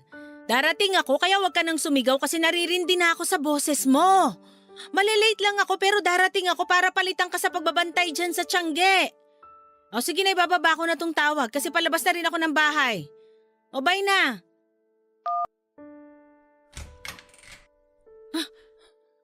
Karina? Mama, Oh, anong ginagawa mo dito? pwede po ba akong pumasok muna sa loob? Bakit pa? Kusa kang umalis, di ba? Tapos ngayon bigla mo na lang gustong pumasok uli dito sa pamamahay ko? Mama, please. Papasukin niyo po muna ako. Gusto ko po kayong makausap. Ay. O sige, halika na. Pumasok ka na dito. Salamat po. Ano bang gusto mong sabihin? Bilisan mo at may trabaho pa ako na pupuntahan. Mama, sorry po. Para saan? Ginusto mo namang umalis dito sa bahay na to, di ba? Ginusto mong umalis sa poder ko. Nagkamali po ako. Sana po mapatawad niyo ako, Mama. Tama ka naman sa mga sinabi mo nun. Wala akong kwentang mama para sa'yo. Kaya mo nga ako iniwan, di ba? Kahit nangako ka na magtutulungan tayong dalawa dahil wala na ang papa mo. Pinagsisisihan ko na po yung mga sinabi ko sa inyo.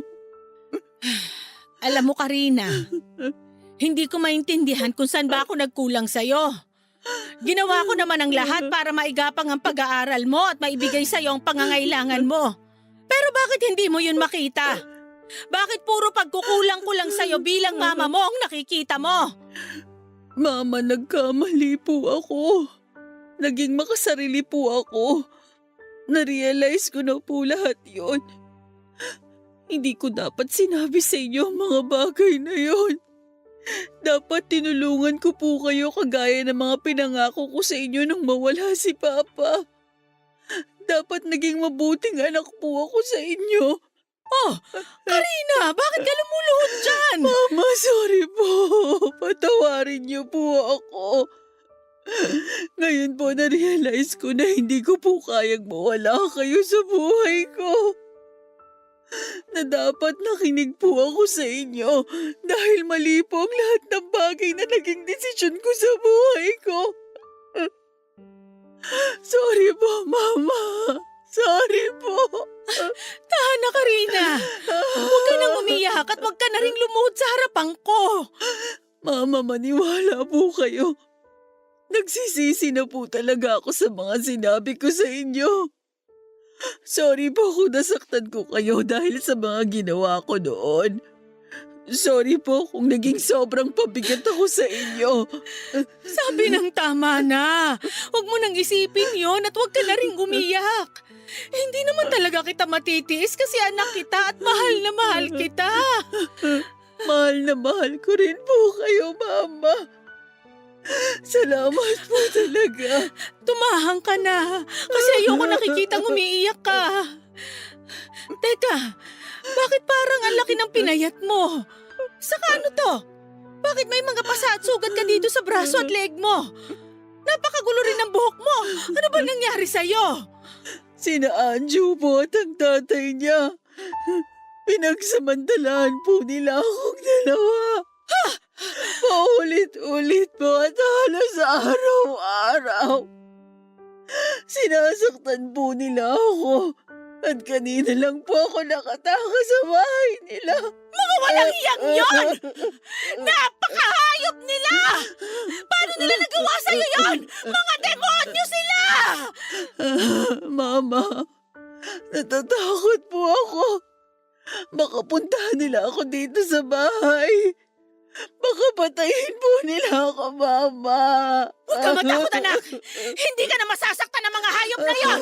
Nandito si Mama at kahit anong mangyari, hindi ka na nila malalapitan! Pangako yan! Hindi ka na masasaktan ng mga demonyo na yon! Papa Dudut, ang buong akala ko ay hindi na ako mapapatawad pa ni Mama. Handa akong tanggapin noon ang sampal, ang masasakit na salita mula sa kanya pero hindi niya yon ginawa sa akin. Siguro nga ay totoo ang palagi kong naririnig na walang magulang ang matitiis ang kanyang anak. Pero hindi lahat ng pagsusumikap at sakripisyo ng magulang ay nakikita at na-appreciate ng isang anak. Kagaya na lamang ng nangyari sa amin ni Mama. Wala naman talaga siyang ibang ginawa noon kung hindi ang magsumikap para sa akin. Hindi madali ang maging single parent pero ayun siya at pilit na kinakaya ang lahat. Samantalang ako ay walang ibang ginawa kung hindi ang baliwalain ang pagsasakripisyo na ginawa niya. Papadudot ng araw na yon ay tuluyan na kaming nagkaayos ni Mama. Hindi na ako umalis pa sa bahay niya dahil pakiramdam ko ay safe na safe ako kapag kasama ko siya. Hindi na rin siya pumasok noon sa trabaho at nang matapos kong ikwento sa kanyang lahat ng dinanas ko sa bahay ni Anjo, ay halos maiyak siya sa sobrang galit na nararamdaman niya. Hindi siya makapaniwala na nagawa yon sa akin ng dalawang demonyong nakasama ko sa bahay na naging malaimpyerno para sa akin. Kaagad kaming pumunta sa barangay noon para magsampa ng reklamo pero wala na rin sina Anjo at Tatay Leo sa bahay nila nang puntahan ng mga tanod. Tuluyan na silang nagtago nang maisampa ko na sa pulisya ang kaso ng pangmomolestya nila sa akin. Nung una natakot talaga ako kasi pakiramdam ko ay nasa paligid lamang sila, Papa Dudut. Halos hindi ako makalabas noon ng bahay dahil baka bigla na lamang may sumaksak sa akin. Kagaya ng palaging pananakot sa akin ni Tatay Leo. Pero hindi nga nagtagal, tadhana na rin ang gumawa ng paraan para makamit ko ang hustisya sa kasamaan na ginawa nila sa akin. Dahil nakarating sa akin ang balita na parehong nasawi sina Tatay Leo at Anjo. Kasama ang iba pang adik sa bypass operation na ginawa sa lugar na pinagtaguan nila. Malapit lang din yon sa lugar namin at may kakilala kami na nakatira doon kaya nakarating sa akin ang mga nangyari. Sapat na yon para sa akin bilang kabayaran sa ginawa nilang kahayupan at minsang pagsira ng buhay ko. Laking pasalamat ko na lamang din talaga at hindi nagbunga ang kahayupan na ginawa nila sa akin. Papadudot sa kabila ng mabibigat na pangyayaring ito sa akin ay nagawa kong muling bumangon at magpatuloy. Bumalik po ako sa pag-aaral at nagawa ko ring makapagtapos. Ngayon ay isa na akong ganap na guro at sa bawat estudyante na natuturuan ko. Palagi kong pinapaalala sa kanila kung gaano kahalaga ang tungkulin ng magulang sa buhay ng isang anak. At dapat lahat ng sakripisyo na ginagawa nila ay palagi nating pinapahalagaan at sinusuklian. Dahil lahat ng yon ay para rin sa kabutihan at hinaharap natin. Salamat po Papa Dudut sa pagbasa ng sulat ko at sana'y nakapagbigay din po ng aral ito ang kwento ko sa ating mga kabarangay.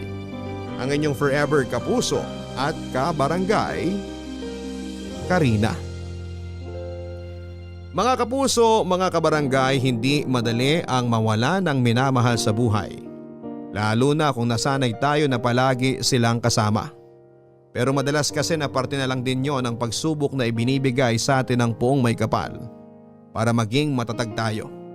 At mas ma-appreciate natin ang ibang tao na nasa paligid natin. Kagaya na lamang na nangyari sa letter sender natin na si Karina. Sa pagtalikod na ginawa niya sa mama niya, isang madilim at masalimuot na kapalaran ang hinaharap niya. Parte na rin siguro ng mabigat na pinagdaanan niya dahil sa pagkawala ng papa niya. Ang humanap ng kalinga at pagmamahal mula sa ibang tao hanggang sa tuluyan na niyang nakalimutan ang lahat ng pagsasakripisyo ng mama niya para sa kanya. Yun ang dahilan mga kapuso kung bakit siya napahamak sa kamay ng mga taong akala niya ay magbibigay sa kanya ng tunay na pagmamahal. Pero hindi naman naging huli ang lahat para kay Karina dahil natagpuan niya pa rin ang daan pabalik sa mama niya na kailanman ay hindi nagbago ang pagmamahal para sa kanya. Kaya mga kabarangay, kung may oras man na hindi tayo mabigyan ng mga magulang natin na mabili ang mga bagay na gusto natin, ay huwag sana tayo magtatampo sa kanila. Ano po? Huwag sasama ang loob natin dahil kailanman ay wala silang hinahangad para sa atin kung hindi ang mabigyan tayo ng magandang kinabukasan.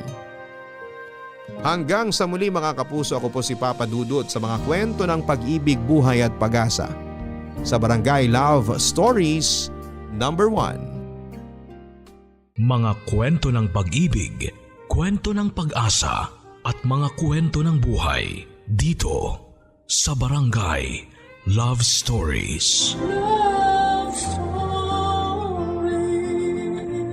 Forever!